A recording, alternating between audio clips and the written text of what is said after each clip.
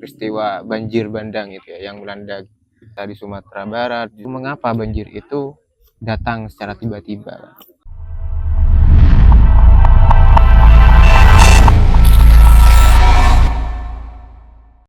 Oke teman-teman, hari ini kita akan membahas suatu isu yang lagi naik daun dan ditemani dengan alam yang indah hari ini dan juga ditemani dengan oleh Mas Nopal ya, Mas Nopal. Halo. Mas Nopal, kita sudah tahu di berita ya tentang sebuah adanya bencana. Apakah itu bencana nasional atau tidak gitu kan? Kita kan masih belum mengetahui secara luas ataupun dari pemerintahan gitu ya.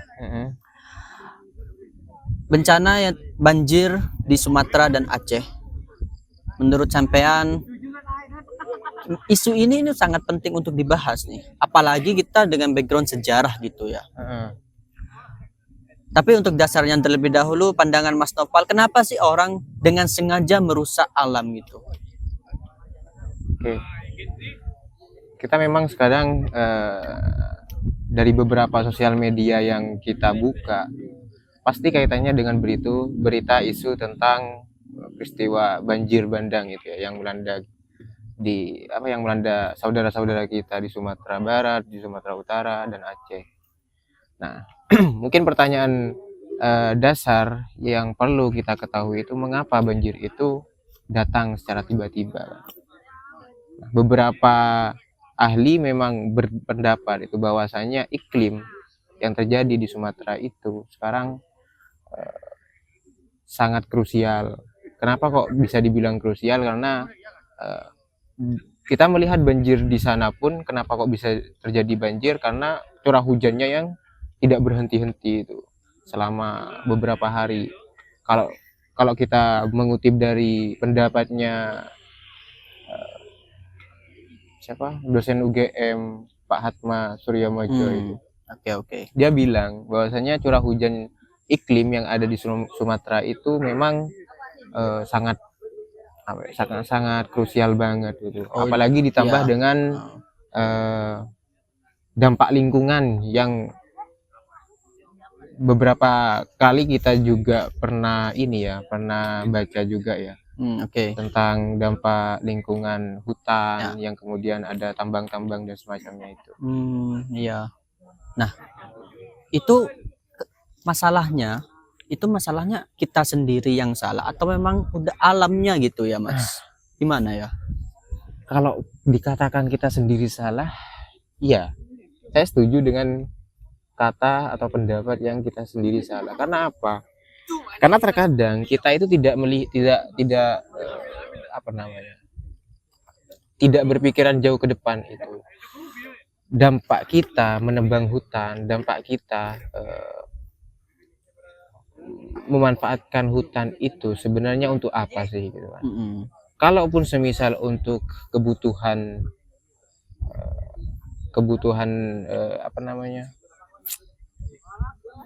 komoditas bisnis kita, itu kan seharusnya kita harus memperhitungkan mana yang kemudian cukup lah gitu ya, mana yang kemudian kita harus cukup. Jadi untuk harus balance maksudnya gitu ya, harus balance. Oleh itu ya Mas, saya teringat gitu kan, Sumatera ini kan bagus gitu ya tempatnya itu kan, pulaunya bagus. Saya teringat sama bukunya Tony Whiten sama teman-temannya itu, dia bilang sampai kalau Sumatera itu dengan hutan mangrove-nya dan juga ekosistem hayatinya gitu ya, itu sampai indah. Tapi ya eman banget gitu ketika ada berita yang lagi trending sekarang gitu ya kan, yang sampai banjir itu membawa gelondongan kayu gitu ya. Dia kan kayak ini udah berkurang gitu nih. Maksudnya gimana? Apa emang ada nggak ya terkaitannya sama sejarah di masa lalu itu dengan sekarang tuh ada nggak? Kalau berbicara soal sejarah ya, kita mengetahui bahwasanya VOC pun kongsi dagang terbesar di Hindia Belanda pada saat itu, di Asia ya, masih belum jadi Hindia Belanda. Nah, VOC pun kan tujuan utamanya ke Nusantara itu untuk mencari rempah-rempah kan, entah itu lada, entah itu gula dan semacamnya. Karena VOC melihat Nusantara itu adalah sebuah sumber daya alam yang sangat kaya di situ. Yang dimulai dari ekspedisinya Cornelis de Houtman itu kan sejak akhir abad ke-16 itu sekitar 1590-an itu. Oke. Nah, VOC itu tujuannya kan untuk mencari rempah-rempah yang kemudian mengharuskan mereka untuk membuka lahan. Secara logika ya gampang lah ya, gampangnya kita menelan perkataan membuka lahan itu dengan kita melihat potensi hutan yang kemudian kayaknya ini asik kalau ditumbuhin tumbuhan-tumbuhan seperti lada, seperti tebu dan semacamnya. Itu pun juga orang-orang VOC melihat bahwasanya kesuburan tanah kita di Nusantara itu sangat bagus gitu. Kira-kira gitulah ya. Jadi mulai dari ekspedisinya Cornelis de Houtman, terus kemudian jadi kongsi dagang di tahun 1602 gitu. Artinya itu VOC pernah menebang hutan juga di sana berarti ya? Pernah. Jadi VOC itu dia beberapa kali juga memperluas lahan namanya, memperluas lahan untuk kebutuhan rempah-rempah mereka itu, termasuk dia juga mengganti lahan yang awalnya hutan menjadi perkebunan sawit gitu kan. Yang awalnya hutan menjadi perkebunan tebu gitu.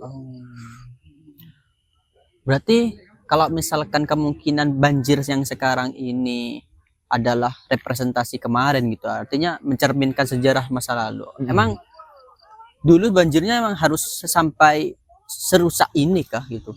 Nah, ini yang kemudian kita harus benar-benar harus benar-benar belajar soal ekologi lingkungan ya, ekologi itu persoalan ilmu tentang ekologi. Itu kan ya itu bukan di ranah kita pembahasan ekologi karena kita basicnya adalah sejarah. Tapi setidaknya kita harus juga mempelajari itu. Setidaknya pahamlah sedikit tentang persoalan ekologi karena mau tidak mau kita sebagai manusia itu kan yang jatuhnya yang harus merawat dong, yang harus mengelola, bukan yang harus merusak di situ. Gitu sih. Nah, kadang ada nih opini-opini yang membawa kita harus gitu ya Mas, harus untuk menebang pohon kah karena memang kebutuhan kita nih mendadak. Itu gimana maksudnya ya, gimana tuh? Memang kita terkadang butuh banget dengan yang namanya harus menebang pohon. Kenapa butuh? Ya karena biofit gimana gitu ya. Iya, karena sebagian persen dari kebutuhan kita, termasuk kita belajar di situ kan, kita kan membutuhkan kertas yang kemudian kertas itu kan dari pohon kan.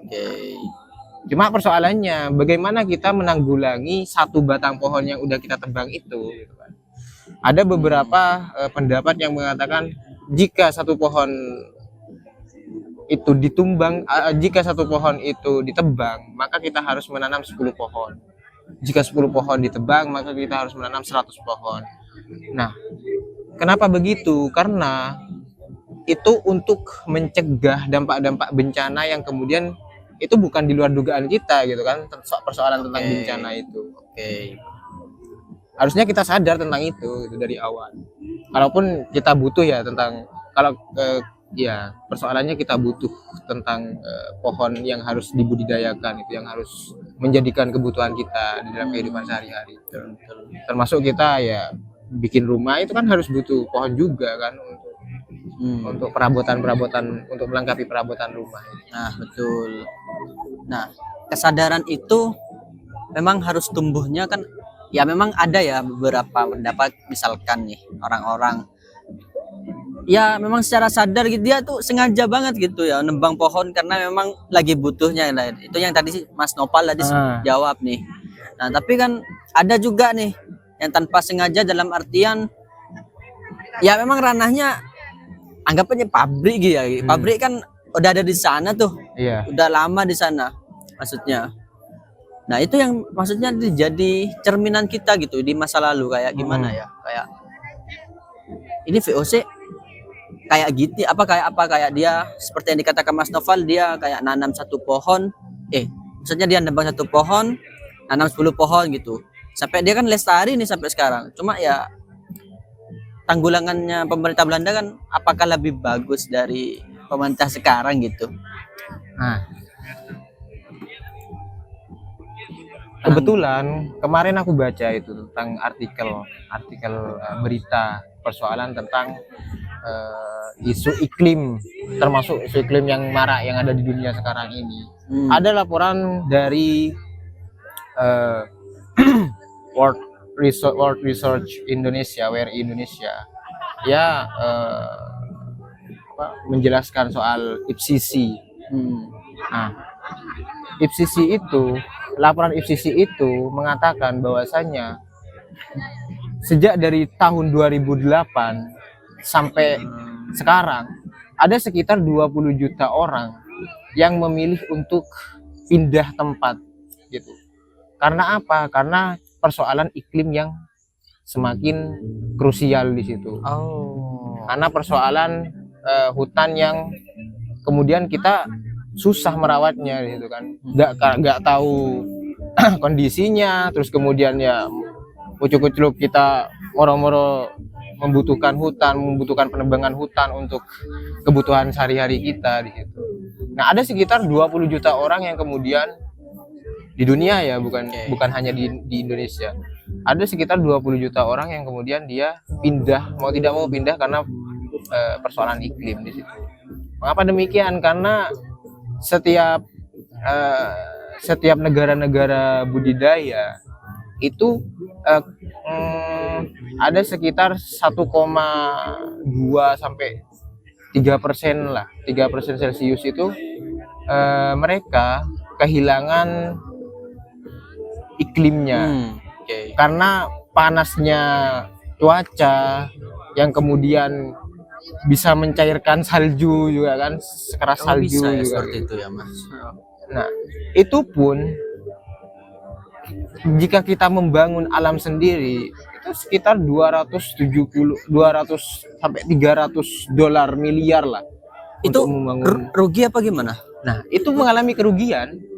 Nah, di setiap negara itu mengalami kerugian akan hal itu. Karena setiap tahunnya malah bukan menambah, tapi berkurang. Karena iklim tropis yang semakin panas gitu, cuaca yang enggak mendukung gitu. Sederhananya seperti itulah di laporan IPCC itu. Oke. Tapi ya kembali lagi nih ya Mas, bicara tentang sejarah nih. Nah, apakah dulu pernah nggak ya kepikiran orang-orang dulu nih, kayak misalnya kan di sekitaran kita lah di Nusantara, itu ada dasar ilmunya nggak buat kita harus melestarikan hutan gitu? Ya, Itu ada. Mau kita tarik kemana dulu ini kan? ya Mungkin kan, pertanyaan dasarnya paling dasarnya dah agama ya, gitu, gimana sih itu. POV-nya agama gitu nih, dia gimana, apa ada? Ya tentu ya. Beberapa kampus sekarang lagi marak-maraknya, bukan hanya beberapa kampus, beberapa ahli ekolog juga membicarakan soal isu lingkungan, terutama kalau kita tarik dengan ekologi, ekoteologi, bagaimana agama memandang lingkungan itu. Nah, kita memang dari Islam, kita ambil dari sudut Islam itu. Agama Islam memandang lingkungan itu sebagai manifesto dari Tuhan, manifesto dari Tuhan, manifesto pemberian dari Tuhan yang harus kita lestarikan di dalam Islam. Nah, kita udah tahu persis nih, misal di surat di dalam Al-Quran itu di surat Al-Baqarah. Meskipun pada awalnya itu dipertentangkan oleh malaikat, kenapa Tuhan masih menciptakan manusia? Toh ujung-ujungnya manusia menyebabkan kerusakan di lingkungan di situ kan. Nah, jawabannya Tuhan simpel. Ya, aku lebih tahu daripada kamu, gitu kan.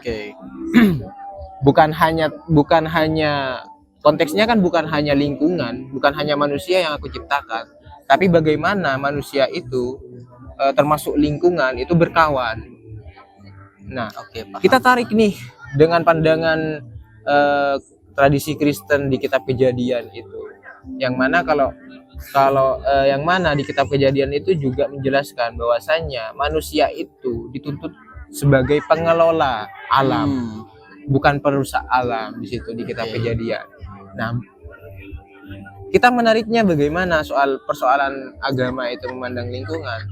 Nah, ya, ini secara jelas ya, secara logika bahwasanya agama menganjurkan kita untuk merawat lingkungan. Oke. Menganjurkan dalam konteks kan berarti melestarikan, merawat. Apabila kita membutuhkan lingkungan, berarti kan kita harus memberikan sekian persen dari energi kita untuk apa namanya, membalas budi terhadap lingkungan kita. Entah kita harus menanam pohon kembali, termasuk yang udah kita bicarakan tadi itu. Oke. Nah, kalau kita bawa ke konteks sekarang nih, dia tuh apa namanya ya? Mengelola atau merusak sih Mas? Kalau dalam konteks yang sekarang ini nih, yang banjir ini. Nah, kebanyakan Banjir yang kita di gak melihat di Sumatera, situ Aceh ya. itu ya, Kita iya. gak melihat di situ. Mengelola apa merusak?